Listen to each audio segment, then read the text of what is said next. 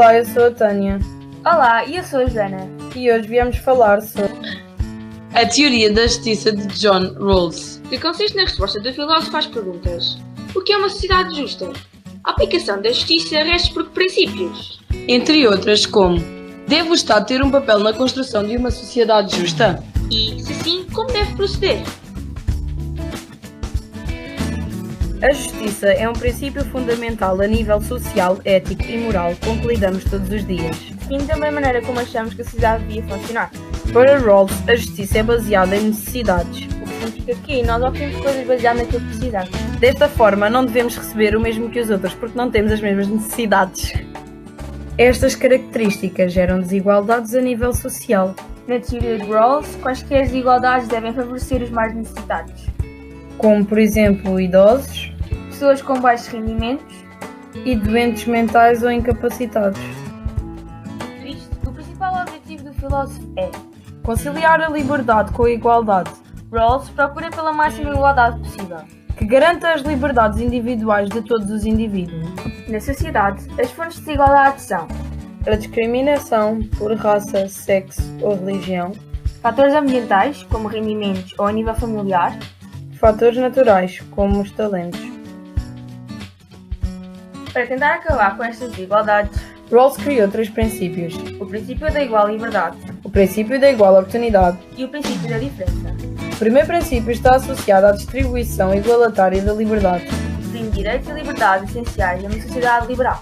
A estas liberdades ninguém deve renunciar, Porquê? porque as liberdades são consideradas fundamentais. E bens sociais. Os direitos essenciais são O direito ao voto, à religião, à orientação sexual à propriedade. e à não diferenciação salarial entre homens e mulheres. Para explicar o segundo princípio, Rawls apresenta-nos uma situação. Nesta situação, Rawls compara a vida a uma corrida. Imagina que vais fazer uma corrida com um amigo teu num parque. Colocam-se em posições, mas o teu amigo parte numa posição mais à frente que tu. Ora, este avanço faz com que não haja igualdade de circunstâncias. É injusto, dirias tu.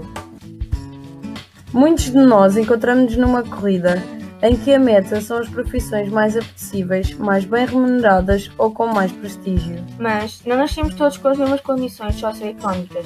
Há quem nasce em meios muito favoráveis, outros razoavelmente favoráveis e outros em meios altamente desfavoráveis. Se trata de uma corrida, estas vantagens não são justas. Nós não temos qualquer controle sobre em que tipo de família nascemos. Somos meramente vítimas da lotaria social. Se não somos culpados, não devemos ser prejudicados por tal. Desta forma, para tentar reverter esta situação, Rawls criou este princípio, que diz: Na competição pelas melhores posições sociais ou por um estatuto social satisfatório, cada ser humano não deve ser prejudicado pela posição socioeconómica em que por acaso se encontra. Assim, Rawls pretende garantir, que apenas as nossas escolhas e o esforço pessoal e não outros fatores, sejam decisivos para alguém realizar as suas ambições no plano social. para que isto aconteça, o Estado deve reconhecer e permitir. Que o acesso às profissões mais valorizadas Deve estar ao alcance de todos. deve haver então apoio por parte dele. Para isso, através de apoios e recurso a bolsas de estudo, por exemplo. As desigualdades de oportunidades também são provocadas pelos fatores naturais. Trata-se da lotaria natural, Rawls criou então o terceiro e último princípio. para minimizar o máximo possível os efeitos provocados pelas lotarias. Rawls diz-nos então que temos de assumir uma atitude de reparação ou de solidariedade. Entre uma pessoa com mais capacidades intelectuais e uma com menos, esta terá sempre mais oferta de trabalho e um menor desempenho. Desta forma, Rawls defende que as pessoas que, devido ao seu talento natural, acederam a profissões valorizadas e bem pagas não devem ser as únicas a beneficiar com isso. Paramos com um novo problema. Como deve a riqueza estar distribuída? A sociedade deve promover a igual distribuição da riqueza. Exceto se A essência das desigualdades económicas e sociais gerar o maior benefício para os menos favorecidos. a desigualdade e o desenvolvimento podem ser vistos como um meio e não um fim. O incentivo de ganhar mais do que os outros torna as pessoas mais produtivas.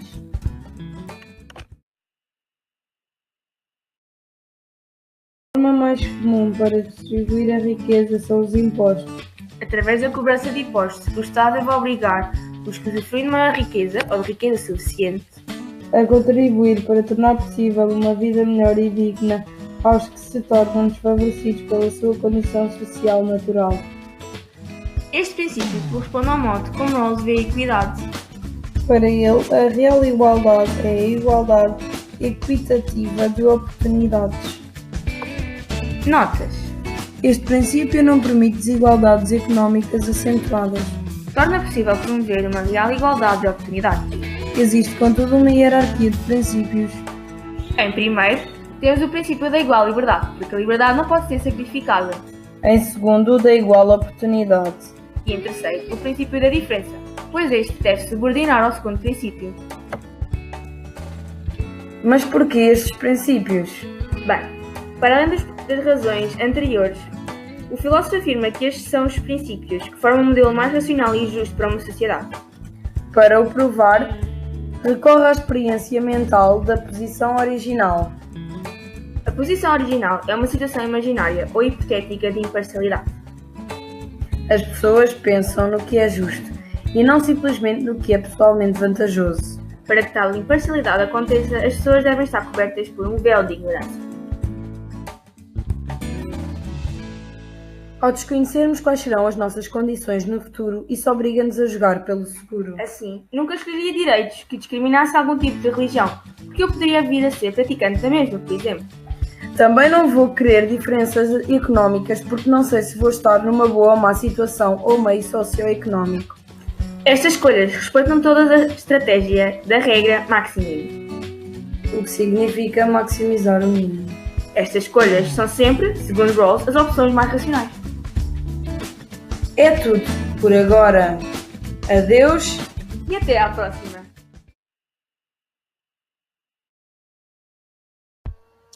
Neste vídeo farei o meu melhor para explicar resumidamente a teoria da justiça por John Rawls.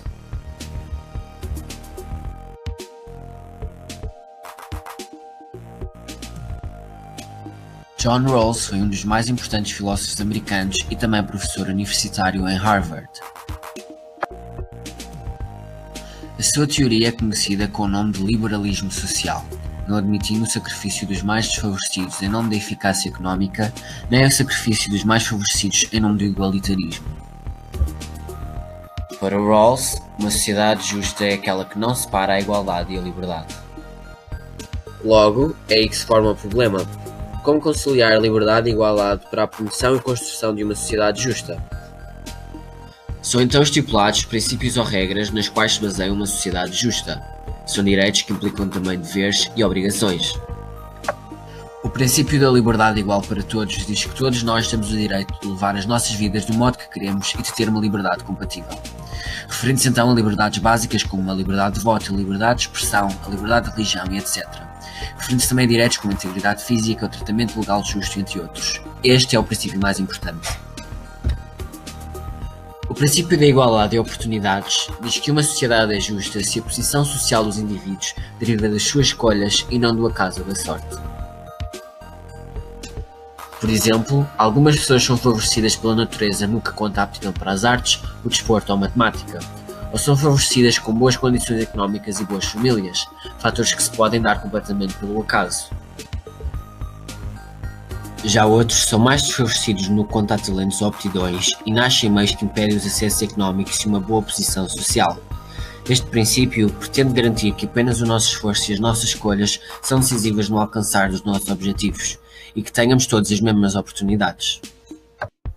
O princípio da diferença equitativa diz que é injusto que muitos membros da sociedade sejam impedidos de alcançar os seus objetivos devido a fatores pelos quais não são responsáveis, como por exemplo as dificuldades económicas.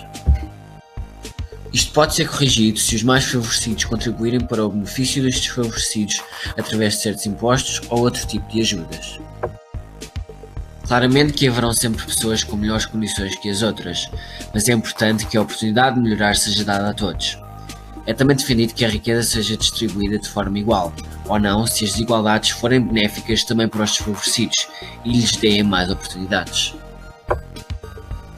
A forma de encontrar estes princípios da justiça é dada a partir de uma experiência mental com o nome de oposição original. É então utilizado o véu da ignorância, caracterizado pelo esquecimento de fatores sobre as condições de vida e capacidades por parte do indivíduo. Assim é-se garantida uma imparcialidade na avaliação dos princípios da justiça. Nesta posição, as pessoas ficam numa situação equitativa e passam a tomar decisões do ponto de vista mais racional.